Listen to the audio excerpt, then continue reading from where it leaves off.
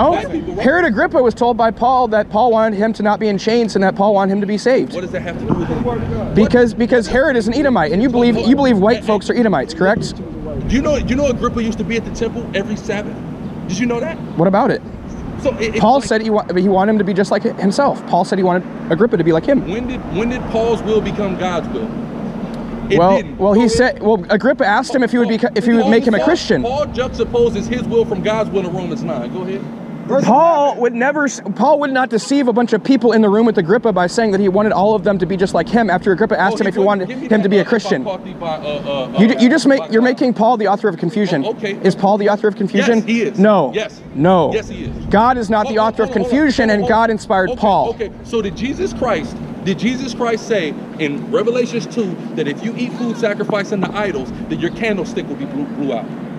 That's an instance of people eating food sacrificed to idols in an unworthy manner, in the wrongful manner, violating their conscience. Okay, so because Paul said you shouldn't violate your conscience. Open the Bible and show me in Revelations 2 where a goddamn word of that is uttered. I don't need it. I have Paul. Was Paul crucified for you? No. I can't tell. Go Was John crucified for you? You just quoted from John. Was John crucified for you? You just used John. I have God. You have Paul. Read.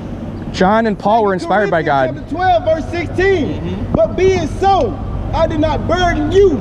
Nevertheless, being crafty. So wait, he just said Paul would not deceive a room full of people. Right. Paul just said about himself being crafty. Read. Nevertheless, being crafty, I coach you with guile. What's guile? Let's look up the definition of guile.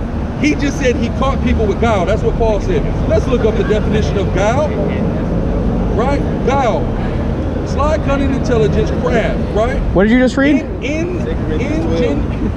Ingenuity. Right? Meaning he's being disingenuous. He admits to being disingenuous. Go ahead. This is 2 Corinthians 12 and 16 in the NIV. Be that as it may, I have not been a burden to you.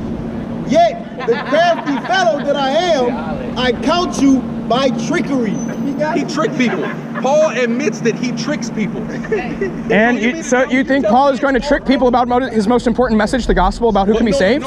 No. Read it one more time. That's actually literally what he's saying. Go ahead. Right. So you're saying Paul is saying he tricks people about everything he says? Is that what it's saying? No. Now I'm gonna bust in one more time.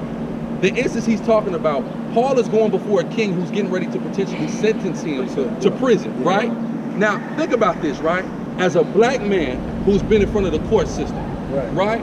Do you not, when you go before that judge, talk in a certain manner, right? Do you not game plan with your lawyer on how we are going to get out of this? See, he couldn't understand this because, of course, he's not in our position. He's not in the position of Paul. Acts 21 says that Paul said he was ready to die for the gospel. He was ready to be in prison for the gospel.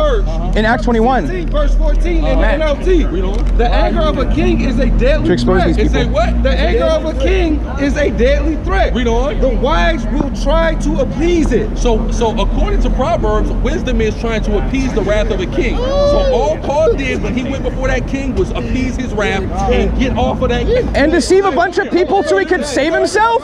White boy, shut up. Deceive a bunch of people about the gospel so he could save himself? This is my brother right here, man. Beautiful. Pleasure to see you, King.